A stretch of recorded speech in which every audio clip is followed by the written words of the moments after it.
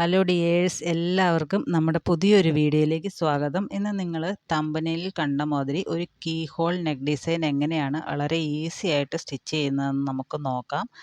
ഞാനിപ്പോൾ അതിനായിട്ട് ഒരു ക്യാൻവാസ് ഷീറ്റ് എടുത്ത് രണ്ടായിട്ട് മടക്കി വെച്ചിട്ടുണ്ട്. നമുക്കതിൻ്റെ നെക്കിൻ്റെ വിഡ്ത്ത് ഒന്ന് മാർക്ക് ചെയ്യാം. ഇതൊരു ബോട്ട് നെക്ക് പോലെ വരയ്ക്കാനാണ് ഉദ്ദേശിക്കുന്നത്. അപ്പോൾ ഒരു 4 ഇഞ്ച് നെക്കിൻ്റെ വിഡ്ത്ത് എടുത്തിട്ടുണ്ട്. അതുപോലെ തന്നെ ഒരു 3.5 ഇഞ്ച് നെക്കിൻ്റെ ലെങ്ത്തും ഞാനവിടെ മാർക്ക് ചെയ്തിട്ടുണ്ട്. അതിനുശേഷം നമുക്കതൊരു ബോക്സായിട്ട് വരച്ചെടുക്കാം.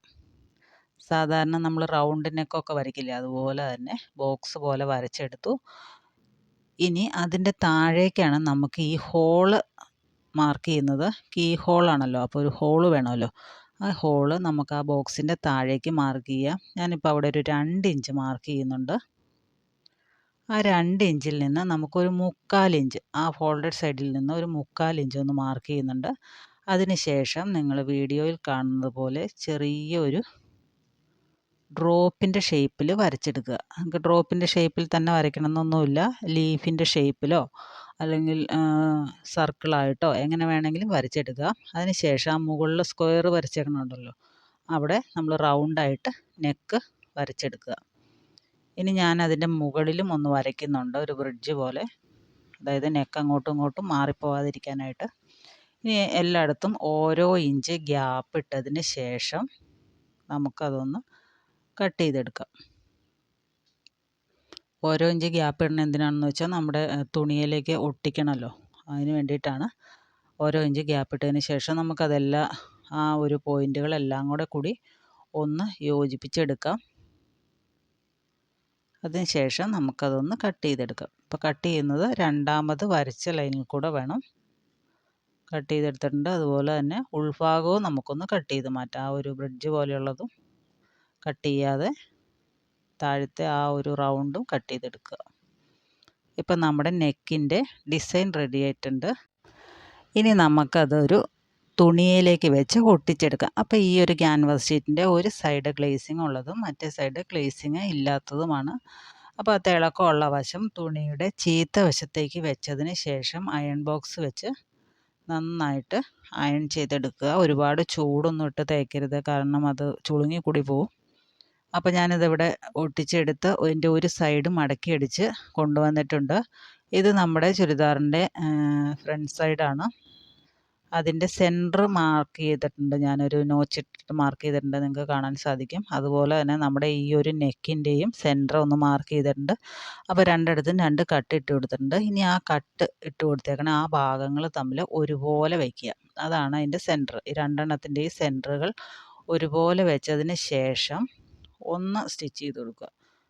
ഒറ്റ സ്റ്റിച്ച് കൊടുക്കുക. അപ്പോൾ നമുക്ക് ഈ നെക്ക് തയ്ച്ച് കഴിയുമ്പോൾ അങ്ങോട്ടും ഇങ്ങോട്ടും ഒന്നും മാറിപ്പോകാതിരിക്കും. അല്ലെങ്കിൽ നമ്മൾ ഒരു സൈഡിൽ നിന്ന് തയ്ച്ച് വരുമ്പോഴേക്കും മറ്റേ സൈഡ് എത്തുമ്പോഴേക്കും അത് കയറി ഇറങ്ങിയിരിക്കും. ബിഗിനേഴ്സൊക്കെ ആകുമ്പോൾ തെന്നി മാറിപ്പോകാനുള്ള സാധ്യതയുണ്ട്. അപ്പോൾ ഇങ്ങനെ നേരെ സ്റ്റിച്ച് ചെയ്ത് വെച്ച് കഴിഞ്ഞാൽ ആ നെക്ക് നമുക്ക് എങ്ങോട്ടും മാറിപ്പോവില്ല, നല്ല രീതിയിൽ ചെയ്തെടുക്കാനായിട്ട് സാധിക്കും. അപ്പോൾ ആ ക്യാൻവാസിൻ്റെ അവിടെ കൊണ്ടുവന്ന് നമ്മൾ നിർത്തുക. അതിന് ശേഷം നൂല് കട്ട് ചെയ്ത് മാറ്റുക. അതിന് ശേഷം അതിൻ്റെ സൈഡ് വഴി അടിക്കുക. അതിൻ്റെ ഒരു സൈഡിൽ നിന്ന് അടിച്ച് തുടങ്ങി ആ ഒരു ഹോള് വരുന്ന ഭാഗവും റൗണ്ടിൽ നന്നായിട്ട് സ്റ്റിച്ച് ചെയ്തെടുത്തതിന് ശേഷം ഇപ്പുറത്തെ സൈഡിൽ കൂടെ ഇറക്കി വരിക. അപ്പോൾ കണ്ടില്ലേ, അതിൻ്റെ ഉൾഭാഗം ഒന്ന് കട്ട് ചെയ്ത് മാറ്റി, ആ ഒരു ഡ്രോപ്പിൻ്റെ ഉൾഭാഗം കട്ട് ചെയ്ത് മാറ്റിയതിന് ശേഷം ചെറിയ ചെറിയ കട്ടുകൾ ഇട്ട് കൊടുക്കുക. അതിന് ശേഷം നമുക്കതൊന്ന് തിരിച്ചിടാം. അപ്പോൾ തിരിച്ചിടുമ്പോൾ നമുക്ക് ആ ഒരു കോർണർ പോലെയുള്ള ഭാഗം നല്ല കറക്റ്റായിട്ട് വരണം. അപ്പോൾ എന്തെങ്കിലും ഷാർപ്പായിട്ടുള്ള സംഭവം വെച്ചിട്ട് അതൊന്ന് കുത്തി കൊടുക്കുക. അത് കഴിഞ്ഞ് ഞാനൊന്ന് പതിച്ചടിച്ചിട്ടുണ്ട്. 2 പ്രാവശ്യം അടിച്ചിട്ടുണ്ട് കേട്ടോ. 1/4 ഇഞ്ച് ഗ്യാപ്പ് ഇട്ടിട്ട് 2 പ്രാവശ്യം അടിച്ചിട്ടുണ്ട്. ഇപ്പോൾ നമുക്ക് ആ കോർണറൊക്കെ നല്ല നീറ്റായിട്ട് കിട്ടിയിട്ടുണ്ട്. ഇനി നമുക്ക് അവിടെ എന്തെങ്കിലും ബട്ടൺസോ എന്തെങ്കിലും വയ്ക്കാം. അപ്പോൾ അതങ്ങനെ തുറന്നിരിക്കുന്നത് കൊണ്ട്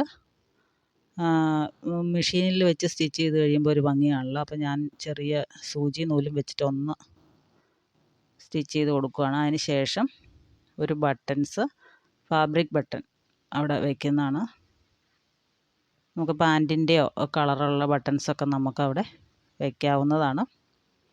വളരെ സിമ്പിളായിട്ട് നമുക്ക് ചെയ്തെടുക്കാൻ പറ്റിയ നല്ലൊരു ഡിസൈനാണ്. കുർത്തിയിലും അതുപോലെ ചുരിദാറിലും കിഡ്സിൻ്റെ ഉടുപ്പിലും ഒക്കെ നമുക്ക് ചെയ്തെടുക്കാനായിട്ട് സാധിക്കും. അപ്പോൾ എല്ലാവരും ഒന്ന് ചെയ്ത് നോക്കണം. വീഡിയോ ഇഷ്ടപ്പെട്ടാൽ ഒന്ന് ലൈക്ക് ചെയ്യുക. അതുപോലെ തന്നെ ചാനൽ സബ്സ്ക്രൈബ് ചെയ്യാതെ കാണുന്നവരാരെങ്കിലും ഉണ്ടെങ്കിൽ ഒന്ന് സബ്സ്ക്രൈബ് ചെയ്യുക. അപ്പോൾ കൂടുതൽ വീഡിയോസുമായിട്ട് നമുക്ക് വീണ്ടും കാണാം. Thanks for watching.